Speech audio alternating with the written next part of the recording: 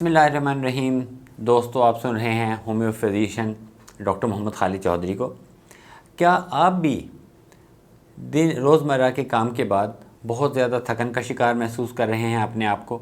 आपको जिस्म में हड्डियों में दर्द महसूस हो रहा है? क्या आपको बार बार इन्फेक्शन हो रही है और आप बार बार बीमार हो रहे हैं? अगर ऐसा है तो आप अकेले नहीं हैं। पाकिस्तान की बहुत बड़ी आबादी इन एलिमेंट का शिकार है और इसकी एक बड़ी वजह विटामिन डी3 की कमी या डेफिशिएंसी भी हो सकती है। विटामिन डी3 की डेफिशिएंसी क्या है, इसको हम कैसे निजात पा सकते हैं और विटामिन डी3 के ज़्यादा इस्तेमाल के साथ क्या मसाइल आ सकते हैं, ये हम अपने अभी जो हमारी वीडियो है हम इसमें शेयर कर रहे हैं। अगर हम विटामिन्स को देखें तो इनकी दो टाइप्स हैं, जिनमें से एक को वाटर सॉल्युबल विटामिन कहा जाता है और जिसमें विटामिन बी और सी शामिल हैं, जबकि दूसरे विटामिन ए, डी, ई और के, ये चार विटामिन हैं जो कि फैट सॉल्युबल विटामिन कहलाते हैं। वाटर सॉल्युबल विटामिन अगर एक्सेसिव मिकदार में जिस्म में चले जाएं तो उनका कोई नुकसान नहीं होता, बल्कि वो पसीना के ज़रिए और यूरिन यानी पेशाब के ज़रिए जिस्म से निकल जाते हैं। जबकि जो ये हमारे फ़ैट सॉल्युबल विटामिन हैं, क्योंकि ये हमारी फ़ैट्स में डिज़ोल्व हो जाते हैं, तो जब इनकी एक्सेसिव क्वांटिटी बॉडी में जमा होती है तो उसके कुछ नुकसानात भी शुरू हो जाते हैं।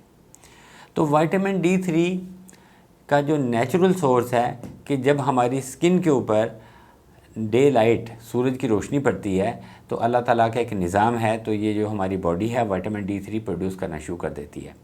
लेकिन पिछले कुछ अरसे से हमने देखा कि हम विटामिन डी3 की सीवियर डेफिशिएंसी का शिकार हो रहे हैं और पाकिस्तान की बहुत बड़ी पॉपुलेशन इसका शिकार हो रही है।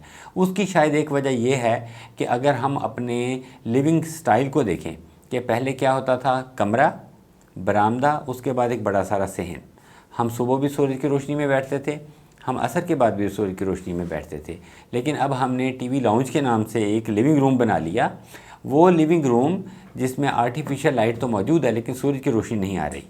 हम दिन में थोड़ा सा लेट उठते हैं, उसी लिविंग रूम में हम अपनी ज़िंदगी गुजार रहे हैं, तो हमने सूरज की रोशनी हमारी बॉडी को मुकम्मल तौर पे नहीं मिल रही।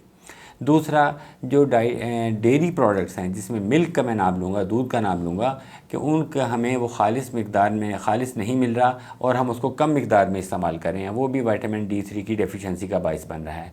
तीसरा, सी फूड यानी हम मछली वगैरह का इस्तेमाल बहुत ज़्यादा कम कर रहे हैं, तो उसकी कमी की वजह से भी ये जो विटामिन डी3 की डेफिशिएंसी हो रही है। इसके साथ जैसा कि मैंने शुरू में आपसे डिस्कस किया कि होता क्या है कि विटामिन डी3 का अगर हम फंक्शन देखते हैं कि ये हमारे स्टमक से, हमारी गट से जो कैल्शियम मौजूद है उस कैल्शियम को एब्ज़ॉर्ब करके ब्लड में लेकर आता है। ये कैल्शियम जब हड्डियों में जाके डिपॉज़िट होता है, जो बोन मिनरल्स हैं वो मज़बूत होते हैं, जिसकी वजह से हड्डियों में दर्द और इस किस्म के जो मसाइल हैं वो देखने में नहीं आते। इम्यूनिटी सिस्टम हमारा बेहतर होता है, जिसकी वजह से जो हमारी माइक्रो ऑर्गेनिज्म से लड़ने की, सब बीमारियों से लड़ने की जो सलाहियत है वो बढ़ जाती है। जो कार्डियोवैस्कुलर सिम्टम्स हैं, जिसमें हार्ट अटैक्स वगैरह के मसाइल हैं, उनसे बचा जा सकता है। कैंसर जो कि एक मूजी और लाइलाज मर्ज समझा जा रहा है और है, तो उससे फ़ाइट करने के लिए भी विटामिन डी3 का लेवल बहुत एसेंशियल है, ज़रूरी है। तो विटामिन डी3 को जब भी आप इसकी कोई सप्लीमेंट इसका शुरू करें तो सबसे पहले तो आप कोशिश करें कि विटामिन डी3 का लेवल आप किसी भी अच्छी लेबॉर्ट्री से करवा लें। वहाँ इसकी आपको 3 कैटेगरी शो होती हैं कि इधर ये डेफिशिएंट है या ऑप्टिमल है या ये ओवर है। तो अगर ये डेफिशिएंट है तो वहाँ पे आप कोई इसकी मिकदार लेना शुरू कर सकते हैं। ये इंजेक्शन की, कैप्सूल की और टैबलेट की शक्ल में आता है जो आपको मिलता है। लेकिन ये जो एलोपैथिक प्रोडक्ट की शक्ल में आपको ये दवा मिलेगी, उसके साथ एक प्रॉब्लम ये भी आता है कि जब विटामिन डी3 एक लेवल से ज़्यादा बढ़ जाता है तो फिर ये टॉक्सिक हो जाता है। ये बॉडी से जितने भी हमारी गट से जितनी भी कैल्शियम है उसको पकड़ता है और उसको डिपॉजिट करता रहता है बॉडी के डिफरेंट पार्ट्स में। ख़ास तौर पर मैं किडनी का जिक्र करूँगा, और किडनी में जो कैल्शियम स्टोन बनना शुरू हो जाते हैं, जो कि एक अलहदा से प्रॉब्लम शुरू हो जाता है। लेकिन होम्योपैथी अल्हम्दुलिल्लाह इस लिहाज से सेफ़ है कि होम्योपैथी में आप अपने डॉक्टर से डिस्कस करें तो नंबर ऑफ़ प्रोडक्ट्स हैं कि जो आपकी सिम्टम के साथ मैच करके जब डॉक्टर आपको मेडिसिन शुरू करवाएगा तो उससे आपकी बॉडी में विटामिन D3 की जो डेफिशिएंसी है ये कम होगी।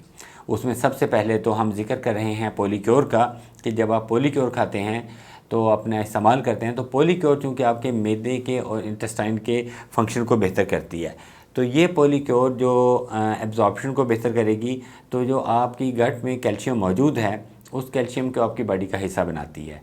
अगर पॉलीक्योर के इस्तेमाल के बाद भी आपको इस किस्म की सिम्टम आती हैं, तो इसका मतलब ये हुआ कि आपको एडिशनली कुछ विटामिन D3 की ज़रूरत है। तो उसके लिए आप हमसे या अपने किसी करीबी डॉक्टर से बात कर सकते हैं, उससे मशवरा कर सकते हैं और कोई ऐसी मेडिसिन इस्तेमाल कर सकते हैं कि जिनकी इस्तेमाल से आपको बग़ैर किसी साइड इफ़ेक्ट के विटामिन D3 का लेवल आपका जो जिस्म में मुकम्मल होगा और आपको इस किस्म की जो सिम्टम आ रही हैं इनसे आप रिलीफ हासिल कर सकेंगे, इनसे आप बच सकेंगे और अपनी जो डेली लाइफ है उसको अच्छे तरीके से परफॉर्म कर सकेंगे।